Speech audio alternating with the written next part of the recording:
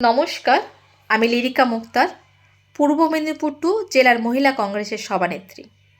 সংবিধান প্রয়োজন, কারণ এটি একটি রাষ্ট্রের মৌলিক আইন ও কাঠামো নির্ধারণ করে, নাগরিকদের মৌলিক অধিকার ও কর্তব্য রক্ষা করে, ক্ষমতা অপব্যবহার রোধ করে, সমস্ত শ্রেণীর মানুষের মধ্যে সমন্বয় সাধন করে।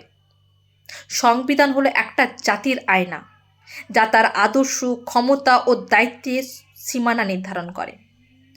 সংবিধান হলো আমাদের মৌলিক অধিকারের রক্ষা কবচ, যা এই স্বৈরাচারী বিজেপি সরকার ধ্বংস করে দিতে চাইছে, আমাদেরকে পুনরায় দাসত্বে নিতে চাইছে। আমাদের এই মৌলিক অধিকারকে সচেতন রাখতে আগামী 20 ডিসেম্বর 2025 কলকাতা রানী রাসমণি রোডে পশ্চিমবঙ্গ প্রদেশ কংগ্রেসের ডাকে শত সহস্র কণ্ঠে সংবিধান পাঠ হচ্ছে।